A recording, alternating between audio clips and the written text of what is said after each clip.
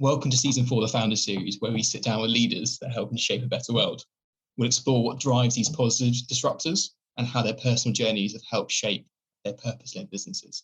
My name is Kieran, and I'm a social ventures lawyer from Vinters, the global legal and advisory practice that works with innovative and entrepreneurial clients to help them shape a better world for greater impact today and tomorrow.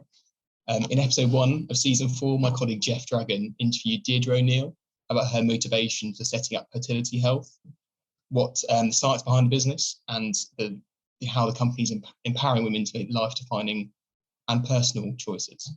If you missed Jeff's interview, which was really good, by the way, you can catch up on our website or wherever you get your podcasts. But turning to tonight's event, I'm pleased to be in Oxford at Raw HQ, interviewing Rick Mower, MD of Raw. So Rick's going to tell you a bit more about Raw later, but for my part of the introductions, Raw is a fast-growing social business in Oxford, which makes high-quality furniture and delivers class-leading commercial services, all driven by a desire to generate life-changing social impact and sustainability outcomes. So we're going to spend roughly 30 to 40 minutes today talking with Rick about his background and what drives him, how Raw balances profit and purpose, and why Oxford is a hub for social entrepreneurship. So yeah, before we ask Rick some quick fire questions, I thought we might start with a drink, if that's all right. Before this webinar, we kind of did a bit of a call to arms on social media for some businesses in Oxford that creates something delicious that also has a social purpose. So lots of people recommended Tap Social. So I've got a nice pint of criminally good lager here from Tap Social, and Rick's not a drinker, but he's got Evian here. So Evian here because even though they just make bottles and not water, they're now a B Corp. So it's just good to see bigger corporations really start to take that seriously. Definitely. Love that. I thought it'd be fun to ask Rick, if you could have a drink with any historical figure, who would you choose? Freddie Mercury. Okay, nice. Yeah, because he's just great. I mean, just like, that persona and just spend some time with that great person, I think would be fantastic. I don't know if my dad's watching this, the Queen is his favourite band, so I'm sure he'll do exactly the same answer in that one. So. I knew I'd chosen the right law firm. Exactly. So maybe we should get some Queen music from the backtrack, but continue. So the next thing we're going to ask you is, what's something you saw recently that made you laugh or smile? I think it was probably my 8-year-old son really cunningly blagging my wife into giving him something, a really structured, coherent argument, which was hilarious, but she couldn't beat it. It was funny. Come do some work experience for us. Just a lawyer. Yeah. So next question is, if you only have one app on your phone, what would you choose and why? Apps. Probably Gmail. I think, because for me that's not great from Yahoo. So for me that's cutting edge stuff. It's probably Gmail. Pretty definitely. I thought it might be the torchlight, because a minute ago we were trying to get set up for the interview and we needed a bit more light, and we nearly had the torchlight on. But innovate. That's innovate, exactly. So what's the most daring or risky thing you've done, Rick? The most daring, risky thing I've done is probably get well. I had various things going on, which I probably was medicating myself with substances. I've kind of got to the point where I just had to get well, and that was pretty scary. You're here now. That's the main thing. Yeah, best thing it is. Yeah, good stuff. Kind of linked. What's your guilty pleasure? It was ice cream.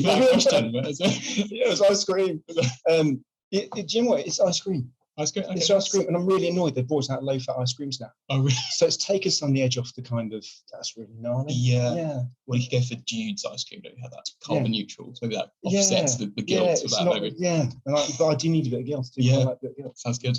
Okay, Rick, how do you keep motivated? You talking about the gym earlier? Is that one of the reasons? Yeah. So you say gym and just I work here. What more could you want? Exactly. I don't have a struggle for motivation.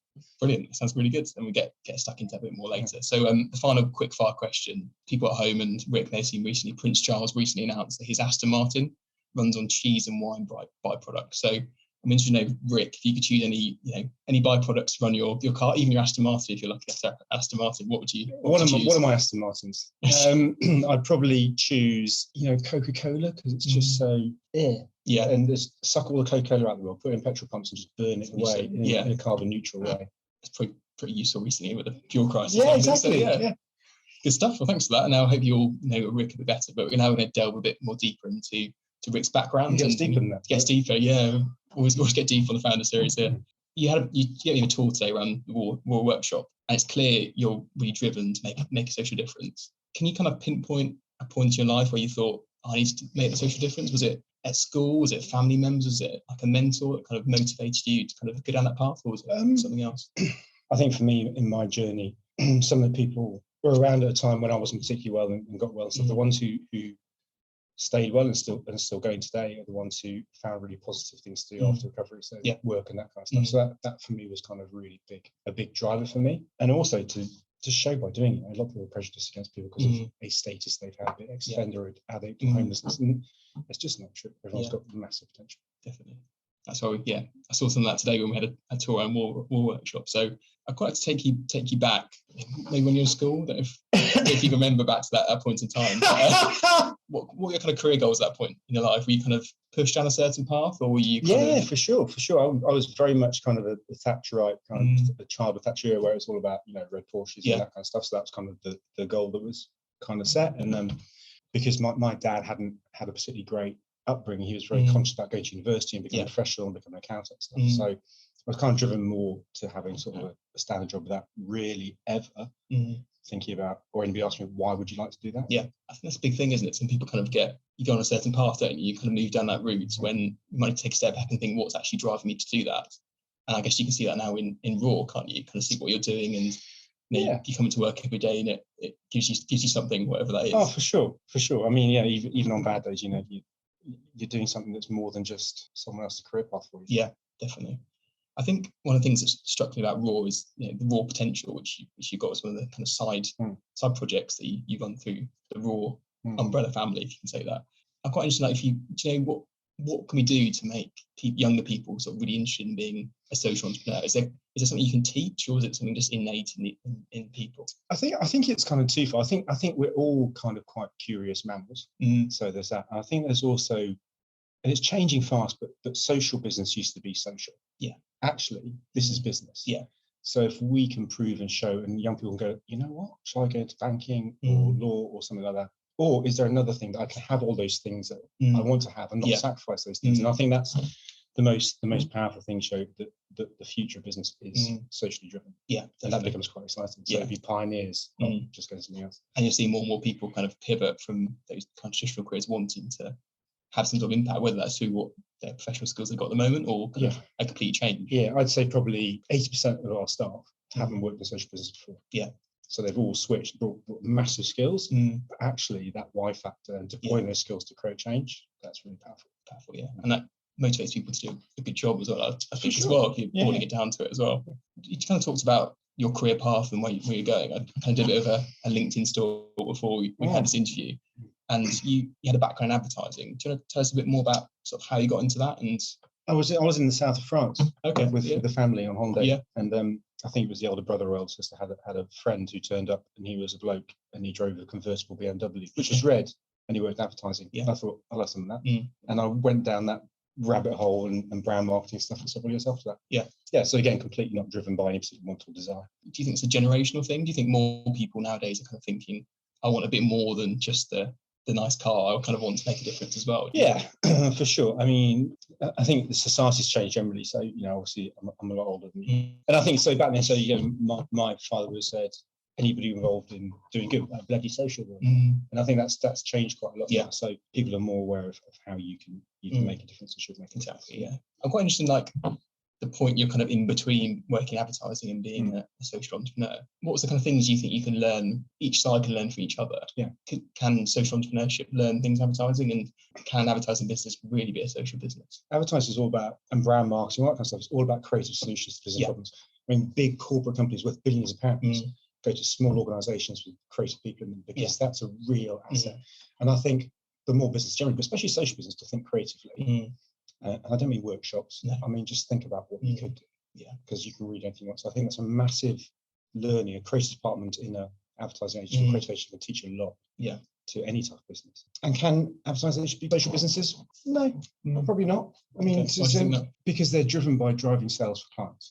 So there's not as much leeway in it. But they can, and they are doing a lot more stuff around getting younger people into creative industries. Yes. And I think that's really valuable. The other thing I think is really valuable, that advertising agencies are kind of quite social already, because they are trying to fire creativity in people, which we all have. Whether you can, read or write, or whether you can from a different country, or whether you're a refugee, or there's a creativity, and those are great environments for reading that. I guess as well, the important thing is that you need to be an authentic social business, don't you? You can't just kind of greenwash thinking we're having a difference when actually you're not. You need to back it up, don't you? For sure. That's otherwise. For sure. I mean, and that's the social business conundrum, isn't it? It's like, you say, oh, we're a social business, we make fences, and the fence goes down. Yeah. Great. Yeah. You won't get much more social business out. And so, in the same creativity, it has to be well structured, and it's part of big systems. Yeah. I think a bit earlier before this chat, we're kind of talking about you being, living in London and working in advertising. Was there a moment when you were there and thought, I need to change, I need to be a social, I need to come, were you from Oxford originally? Did you come back to Oxford and kind of work with the Raw? So London for me was kind of the end of the line. It was quite terrifying, quite dark for me. So it's not somewhere I wanted to be. Home's always been Oxford, and Oxford's always been this kind of great creative place for me. So it was the most natural thing for me to do. As well, as we'll delve into a bit later, Oxford's got a natural kind of, well, from my perspective anyway, quite affinity with social entrepreneurship as well. So kind of nice marry, isn't it? We're talking about Raw now as the main focus today, and the main reason why we're here talking. So was there okay. As far as you as well, we kind of want to hear about your background in advertising, but Raw is the thing that really interests us. Yeah. So can you tell us a bit more about Raw generally and what attracted you to work with the organisation or lead the organisation? Yeah, so we founded it about 4.5 years ago. Yeah. We took over an older charity that was kind of fading with a workshop in a big space. And we just had this real drive to move away from the charity model. So the charity model is really valuable in lots of ways, but the funding for it is variable. Yeah. And also, I don't always think people coming to a charity is the right relationship with the person who's trying to get out. So we just went, why is it that people are making stuff importing it from China? So we started looking at our furniture ranges and sort of recycling services, and we just build in the fact that we create opportunity for people who are remarkable. That's what more you want. So, I mean, and that's it. And for me, it's always been about do by show.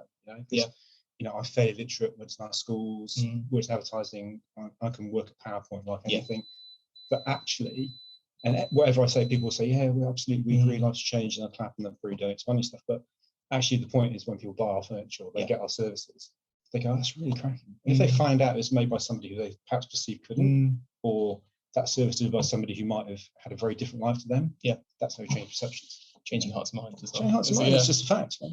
I think a big thing for a social business is how you kind of marry up the ability to make profit, because at the end of the day, you need to make profit, don't you? You just need to keep going, you need to invest that back into your purpose. But how do you kind of balance that? Is there kind of, when you take a decision as the MD of Raw, do you kind of, what's more on your mind? Is it kind of depend on the situation? No, it's not really, because the more revenue you generate, the more work we're creating, and the more opportunity we're creating, and the more sustainable outcomes we're creating. It's just hardwired into our business. If we can make 10 meeting room tables, that's 10 times more work. And as we grow, we can employ more people and give them more opportunities in our kind of culture to grow and develop. So no, we I just think we're a bit like, behaving like a business should, really. Yeah. And with, we got no shame about making money, because we want to make money. Why shouldn't we? But the fact is, we perhaps put it to different places. Yeah. So support the kids in that. Exactly. To have more impact, isn't it? So talking about impact, I think I read on your website, I think that 75% of the rural workforce has fought and won against the odds. Really, really impressive stat. Is it really important to you that you kind of shout about this achievement, or are you kind of conscious not to give the impression, as we talked about earlier, of Raw being a charity and giving these jobs to people because they need a job rather than because their innate skill set to do that job? What do you think about that? Do you think, does that come into your mind at all? Yeah, totally.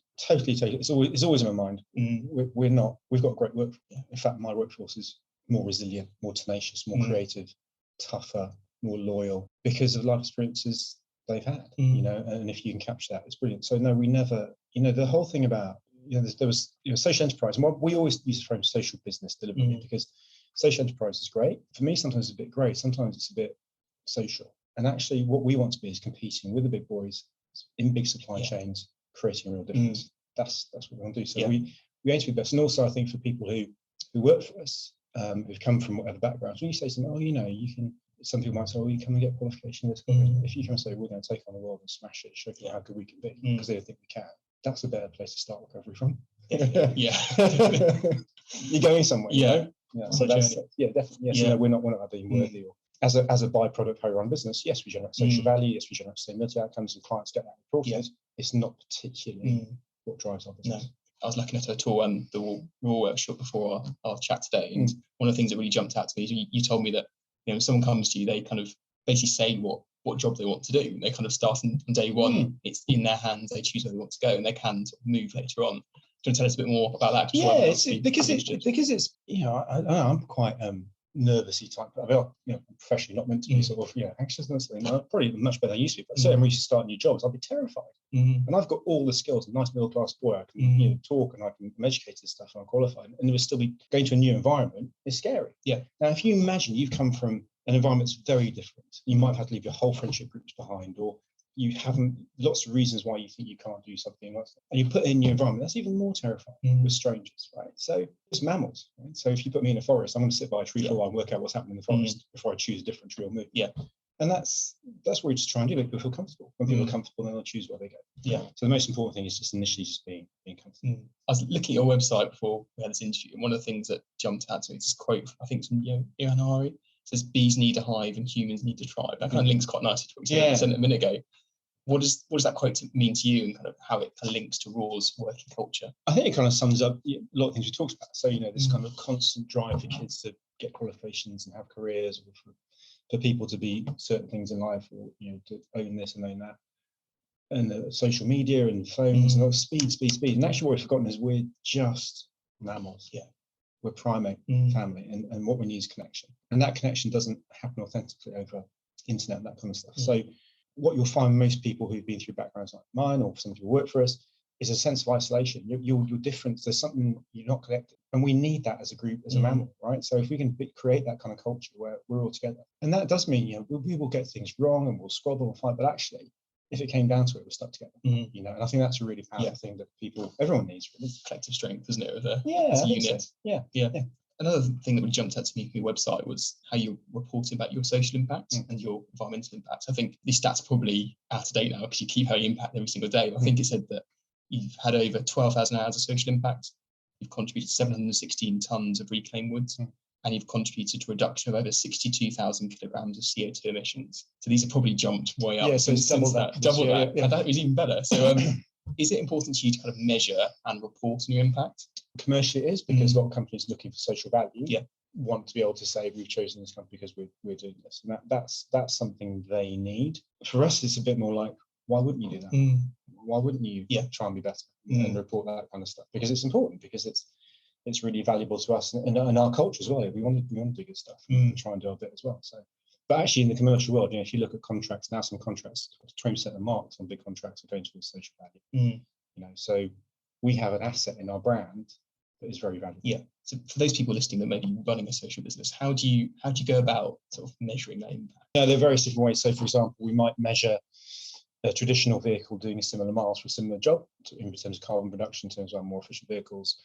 We might count certain amounts of working hours for people who might otherwise not be working. All that kind of stuff. That's good. It's quite a challenge. I've read lots of books about impact. Measuring it's quite a challenge to do. It's distracting, isn't it? Exactly. Distracting, and then everyone comes every 6 months. Someone comes, "Oh, here's our new system, the metric and the toms and the bombs and the whatever." Do you think there's a place there for a government or a bigger body to say this is how you measure impact, or do you think every single business kind of needs to do it in their own way, depending on the kind of social impact? I think because it has to be free and creative. I mean, there's stuff you can measure in terms of carbon reductions, or how much electricity you're buying from renewable sources. But I don't think another layer of strata of defined social impact is going to help anybody.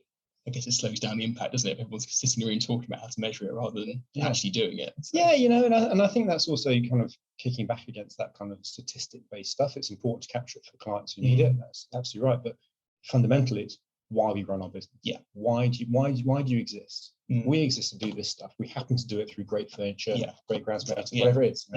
That's the difference. And it's what I really like about Raw is how ambitious you are with your kind of social and environmental impact. Some businesses, they look at it and just focus on one and try and really do that.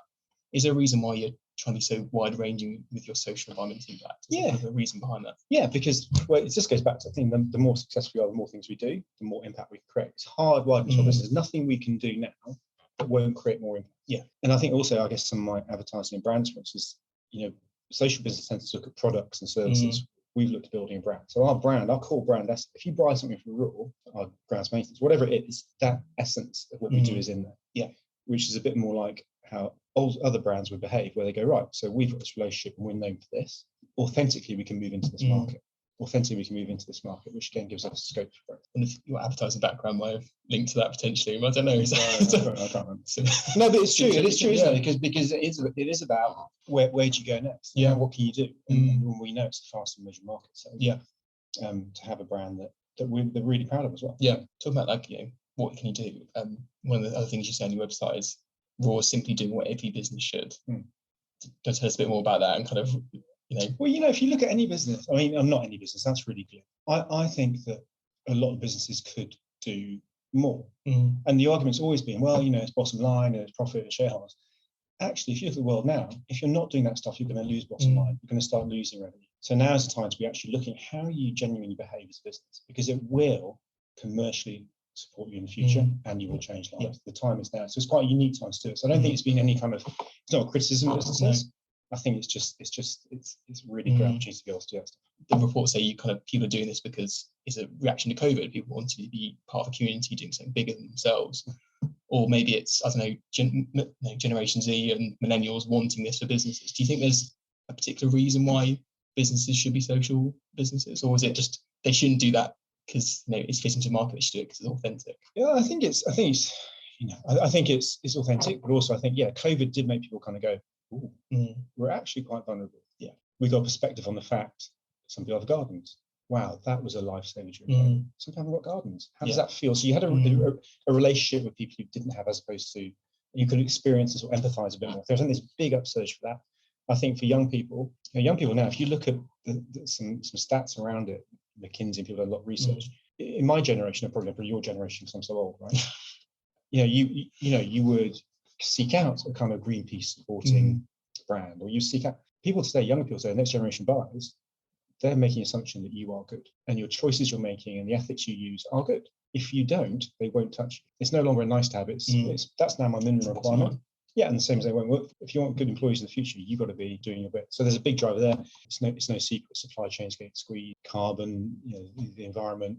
It's a perfect time for social business. You talked about kind of people working for you, attracting them. Is this, when you're having interviews with people, having chats with people that are going to join the Raw team, is that quite a big thing that people talk about, kind of wanting to be part of this social impact? Yeah, I think there's definitely, we've seen definitely a lot of people going, I want to do something more. Yeah, I want to do something more. And I've given to charity and I've done the feedbacks. And there's the volunteering side, but actually people are now seriously thinking about how can I use my skills, earn a good living, and actually make a difference in my day to day.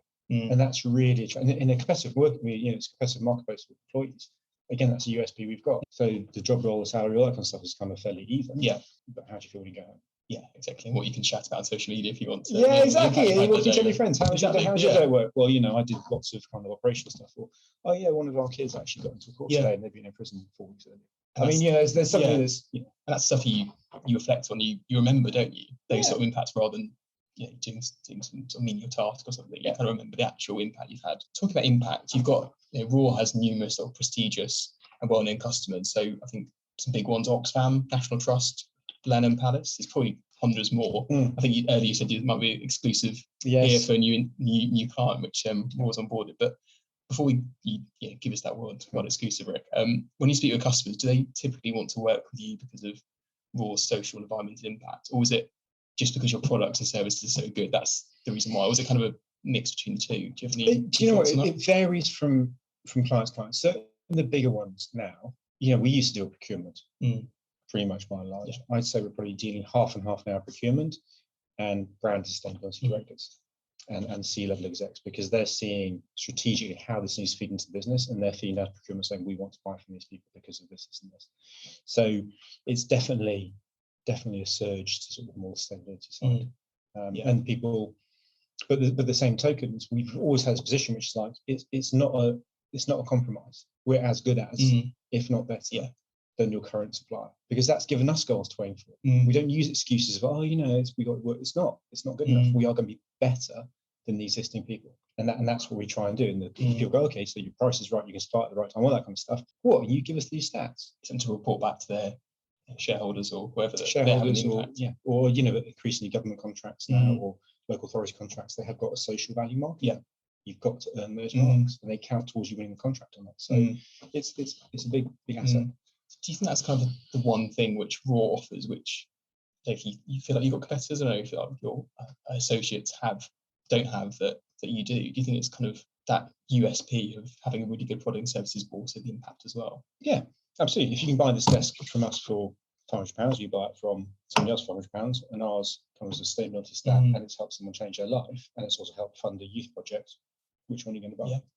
With or without your kind of social value stats, Yeah. it's just like, well, of course, I'm a decent human being. I'm going to buy the one that's doing a bit more. Exactly. So I guess as well, we've had issues of supply chain recently. And if you can buy something local from Oxford, you know where it's come from. You can get it delivered.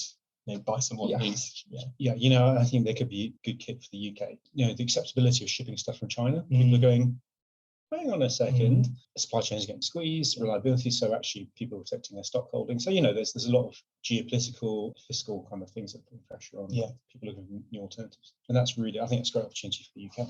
Your customers seem to be predominantly kind of Oxford based, at least now at the start. Do you think that's because Raw HQ is based in Oxford? Do you think is there something innate in Oxford businesses that want to kind of support something bigger? So we've got clients now like Grosvenor Estates, a £5 billion company. We've got some very, very large house building clients. I think it's because they come discover us. We're only 4.5 years old, so they discover us when they're doing stuff in Oxford, and we're rolling out across the country now. But we do work with some national brands, and we've just won our first work on 2 sites with Gales Bakery. Fantastic. Which are not Oxford. So again, that's just another example of a really good brand who's trying to do the right things, who sorts out a different alternative to their fit out for stores and that kind of stuff, for some cafe stuff. So the market's definitely going that way. Yeah, I guess you kind of naturally, your first couple of years, you're quite low. Word is spreading. Yeah.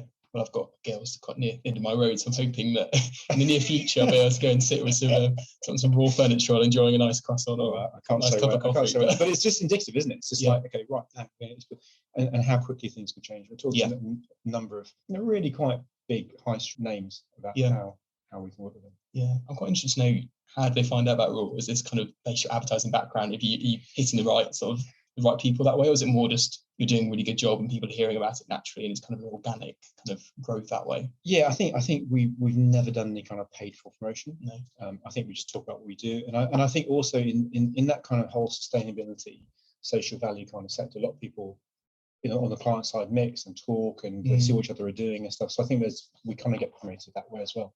Yeah. But largely it's been sort of one-to-one relationships and just growing those and finding the right people, and it's been fun. So don't necessarily have to chuck loads of money into social media. I'd like to take you back to Oxford, as we are in Oxford now, and kind of enjoy being here today. And it's it seems one of those cities where it seems to be quite something like social entrepreneurship in the city. There's lots of social businesses come out of here, and people seem to be really plugged into it. What's it like to run a social business in Oxford? It's quite a broad question, but it's really kind of energetic. I think you get a sense of energy of Oxford. Also, under reputation for the university and all that kind of stuff, which is true. But actually, in the universities, it's innovation. Yeah, I mean, it's like, so for example, the vaccines and stuff. That's really great. But actually, behind that is a whole kind of city that is about innovation and change, and then have the car factory. And things come and go. But actually, look, Oxford through time, it's always been quite an innovative place. And also, I think Oxford attracts a lot of international talent through students who stay and that kind of stuff, and global companies. So there's a real mix of ideas and thinking, and I think it likes to embrace new stuff. Yeah, people think, oh, it's Oxford University and stuff, and it is, and that's great. Actually, there's quite a raggedy kind of punky edge to it, which is quite nice. Yeah.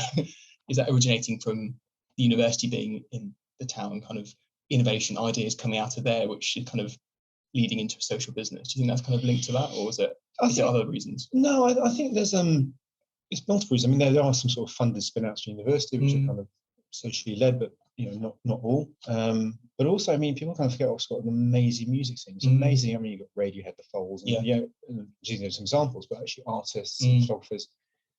It's kind of sometimes get a bit overlooked. Like, oh, university of Oxford, I know. But actually, there's a real creative, youthful vibrancy about the town. The city's always been. I think that bends into it too, and people are very creative, I think, generally. Yeah. I don't know if a bit of another world exclusive earlier. I think Rick earlier mentioned that he's was in a band once with someone from Radiohead. Is that right? Yeah, it was a prep school. In prep school. Yeah. So the original Radiohead came from Rick, obviously. When you watch him play, you can see it's all from when I was 7. But it's definitely it's an exciting place to be, isn't it? Creative people wanting to make a difference. And also the willingness to accept difference. Yeah, I think that's a really important thing. The willingness to embrace change, the willingness to embrace cultures or ideas. It's a really good place to do that. I also think that people seem to be really proud of being from Oxford as well, because at Televinters, this is not a plug for Televinters, by the way, but when we're talking about, we do lots of spin-outs from Oxford universities, and lots of the names have Ox in. People seem to really like a real affinity with Oxford. Any idea why that is, do you think? Because people are just really proud of where they're coming from. Yeah, apart from a global brand name. Maybe, I don't know. Yeah, there is that, but I think genuinely that a lot of the innovation comes out is from, they're not coming in an idea. These people have spent, from the right through from undergrad to postgrad to research. Yeah. These things are, they've come from Oxford, and it's part of the heritage of where they've been as well. So I think there is a real pride in this kind of little fact. Definitely, yeah. Fun. Is that a big thing in your kind of branding of Raw to make say an Oxford-based social business? Is that really important to you, or was it just kind of roots you somewhere? It kind of roots us. We're in Black Belize, one of the most deprived areas in the UK, and statistically in Europe, actually one of the most deprived areas. And we kind of deliberately wanted to be here. And there's some really shocking stuff, like people who live in this area of Oxford will die something like 5 years on average earlier than somebody 2.5 miles away. That's shocking. Yeah. Right. So we really wanted to be in Oxford, but in part of Oxford that people don't necessarily see that much of. But Oxford's our home. Yeah, it's always good. Always good to have a home base, isn't it, to build from. So kind of linked to that, do you think there's anything more that the council or even national government can do to try and encourage other businesses, that encourage them to set up with a social, environmental purpose? Do you think there's anything they can do, or is it again going back to you need to have that idea, you need to have that drive to actually set up that business? I think they're doing a really good job of it. So at the moment, especially city council and county council here, they're doing a big piece of work around the future of workforce and inclusivity and impact stuff. So I'm on the working group lead for procurement, social value procurement. So trying to link together the organisations that want to buy socially and the social, all that kind of stuff. The government, I mentioned it before, the government green paper on government contracts is saying that how points will be, I think it's 5, 10, 15% of marks will be social value. The first point about their new criteria for value, buying on value, they're saying it's not cost. Right. So if you can demonstrate that the social value is there, the cost could potentially be more expensive.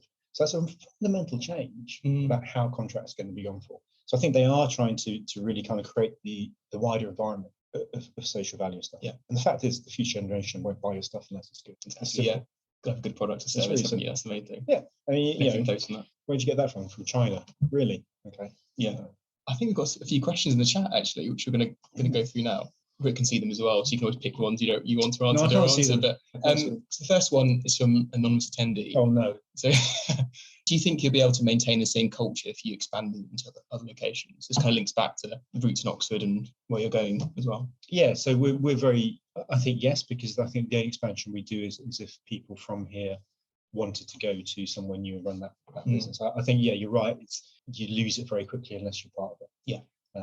So we'd be very careful about doing that because culture is wonderful. But having said that, we've got people here now who are, if we say, there's an opportunity in Norfolk, if there's an opportunity in Norfolk, there's always opportunities in Norfolk. Where are you from? Norfolk, maybe. Then why not? We back them. Yeah, and say, right, you go and do it. Yeah. And that kind of links quite nicely to the next question. Is what is your vision for Raw in say 5 years' time? Is it expansion? Is it kind of doing what you're doing now, just doing it even better? Any thoughts? Yeah. So I think it's about scale. So. I think there are two streams. One is how do we get more opportunity and more impact? That means getting bigger. Yeah, which is a mix of products and potentially partnerships or looking at those sort of more strategic things. And then I think new products. We make stuff that goes in homes or gardens, for example. What else is there that we might want to do? So I think it's NPD and also it's more strategic partnerships. I guess anyone at home can tweet Raw Workshop or message Rick directly if you've got any ideas where they can go. I'm sure. That's the thing. That's the thing is that it is also because one thing is when you have a workshop on a big workforce and lots of machines, it's actually one of the risks is we can do that, and we do that, and we do that, and we do that. So it's actually about where do you really hone it down? Yeah. I guess you don't want to you want to keep people innovative, don't you, and creating new ideas. But I think the next thing will be something new. Yeah, the next question is kind of going back to what you talked about in the first kind of introductory section. You talked about your struggle. Do you think that's influenced how you run a business? This is obviously your non-attendees says if you don't mind answering this, obviously don't. But how do you think that's influenced it, if at all? Fundamentally, yeah. Fundamentally, it's fundamental. Whenever anybody, I'm not talking about necessarily me, but anybody's been through anything, whether it's ended up in rehab or not in rehab or just a tough time, if you can come through that and then you get somewhere where you can take some of that darkness to its positivity, it's fundamental. And also the fact is I know people who've turned things around. So when we sometimes come across people who are really struggling or have had something bad's happened again and they're going off. We know fundamentally it's not some course you've been on or some social worker. It's actually you can get through it. Not everyone will, but absolutely it's a real privilege. It keeps me excited. Do you feel comfortable about talking that kind of thing? Does it kind of encourage other people to talk about what they've been through as well? To be honest with you, actually, I've never really talked about it. Not okay, yeah. So this is your other first. It's the first time. Yeah, I've come out. Yeah, and I appreciate you talking to it, because this is all about the person behind the business as well, and that shaped you and it shaped where for sure going as well. For sure, you know, and I think in my journey of recovery and stuff, I met some just fabulous people who had, for reasons that are really understandable, wanted to change how they felt using a chemical. It's not a stupid thing to do if you've got nothing else. And some of them didn't make it, and I have some really powerful memories of people who were just phenomenal when they were well, and then didn't make it. And I think it's such a shame. You lose so much talent. Yeah. And if they had something maybe like raw, it might have been the thing that gave them that bit of edge. I guess it's also about kind of being open and talking about things as well, and kind of going through struggles and sharing, and there's people out there want to help, aren't there? Yeah. The day, and you know, in this life, right? And there are different kind of grades of crap. Some more crappy, some you get labelled, and some you go to prison with, and some you don't. Doesn't mean that people aren't suffering in the same way or can't recover in the same way. Yeah. So fundamentally, I wouldn't recommend it as part of the career training, but you know, it's worked out really well. Well, this might actually cut link to the next question. It's about what achievements are you really proud of? Finding my wife. Okay. Yeah. Talk about your wife. I'm just I think everyone's like, it's such business, but actually, Rachel is just the most fundamental sort of thing, and I think it's really important, especially if you've been through difficult stuff, to realise that you can trust people, and from that comes trust for other people and stuff. So I think that's really fundamental to me. You've got a support network as well, haven't you? That kind of and someone goes, you know what, if it doesn't work out, it's all right, go for it. That's a real privileged position to be in. Shout out as well. So kind of talk about inspiring. Do you have any impact focused companies that really inspire you, either locally or nationally or even globally? Impact focused companies, or purpose driven, or so companies that want to make a difference. You talk about every anecdote. I don't know if that inspires you. No, it doesn't inspire me. I think it was more an indication of like how they're scrabbling to catch up. Things like Tap Social is a great brand. I think any brand that comes into the area and wants to do things differently, I think is really exciting.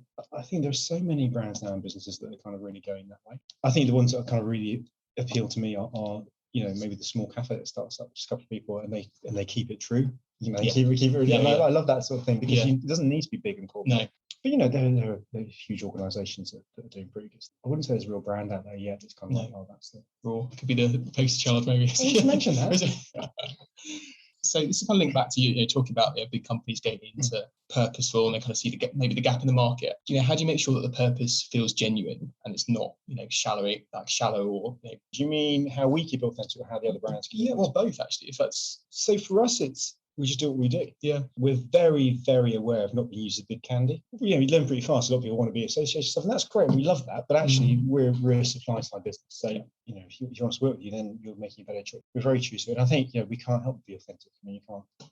It's just what we do, right? Yes, it's hardwired. It's titanium hardwired into us. So, and we'll work with companies, and we love working with all our clients, because they genuinely are making better choices. And sometimes, some really good ones at the moment working with who have very kind of old school supply chain forms. You have to get on the supply chain, all this kind of stuff, and it takes time. And they've really put people on to help us say, right, this is what you need to do and stuff. So there's a real proactive side to it too. Yeah. Do you feel like you're trying to disrupt that old school movement, or do you feel like it's going that way anyway? You don't need to be. We're blowing big. No, it sounds really cocky. We love blowing the doors off stuff. Yeah. And, people come along. How do you win that business? We're the person who does that business, because we do this. Yeah. And you know what? And it sounds really trite and cocky and horrible, and I'm going to say it anyway, that if we can win more business off people who don't do what we do, we will force them to recruit more people from different backgrounds. We will force them to invest in training people. We'll force them to behave better, because they can't compete with us on price and quality. Yeah. If we've got price and quality, the only place they compete is changing how they behave. Yeah.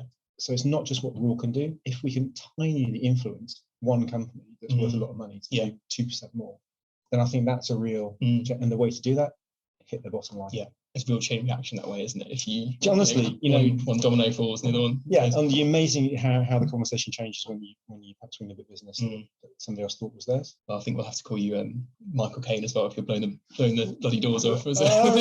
So maybe that's a good. Was that an old actor, Mark? Exactly. It might be. I don't know. I'm not that young, but this last question I think we got from another anonymous attendee is, you talked a bit earlier about your wife and the kind of support she gives you. How much support did you get externally when you're getting Raw up and running? Was it family? Was it friends? Was it? No, we had a mental health charity who were interested in for lots of reasons, who got us off the ground and stuff, and are still involved, arm's length. So yeah, we coordinated with them.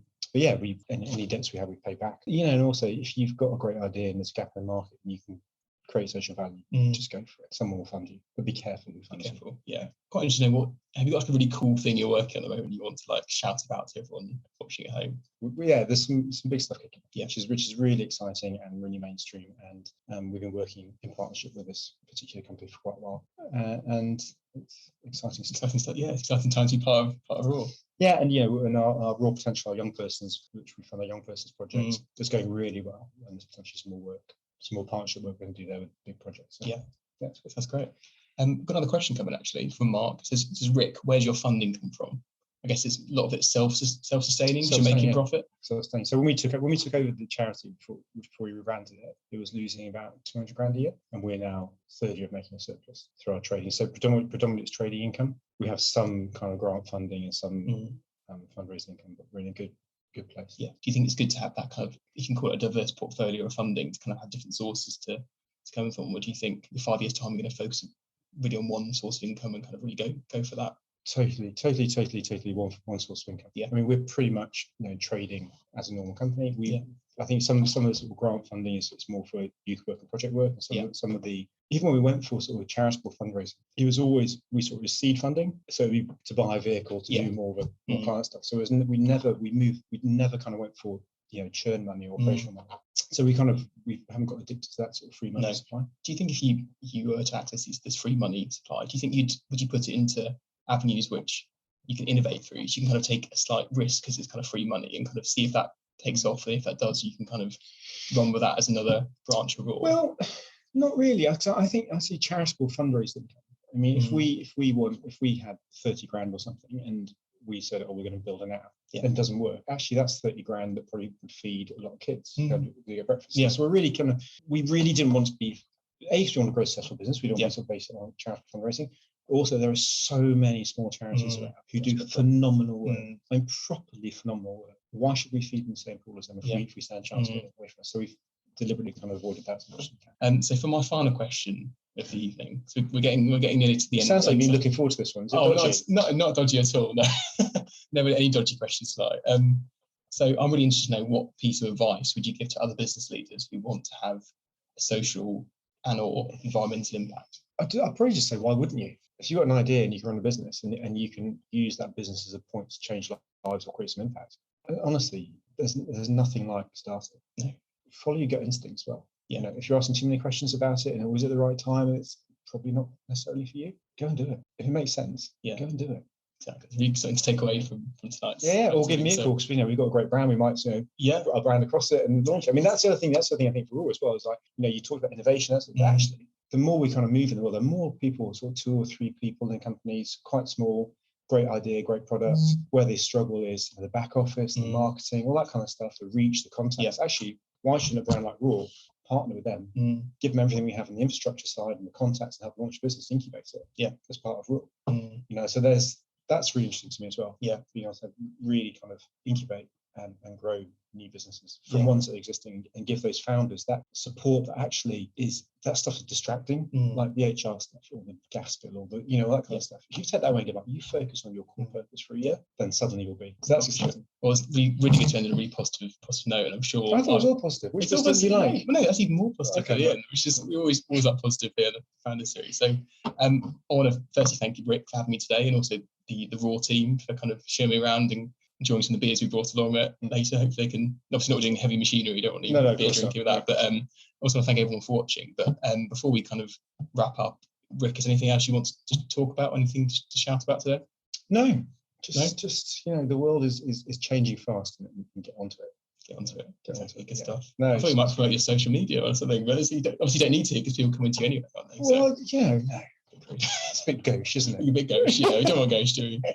So the final episode of season 4 of the Founder Series, my colleague Emily Francis will be talking to James Chappell, who's the co-founder and chief innovation officer of Digital Shadows, which is a market leader in protecting businesses from digital threats. So to book, as you've done today, head over to our website and sign up there. But in the meantime, I just want to thank again to Rick, because it's been a really interesting chat, and I've learned a hell of a lot, and it's been really good to see around Raw today, which has been a really inspiring trip down to Oxford. That's been fantastic for me. So I want to thank you all for listening and watching, and I hope you have a good evening and you really enjoyed our chat with Rick. So thank you very much. Thanks.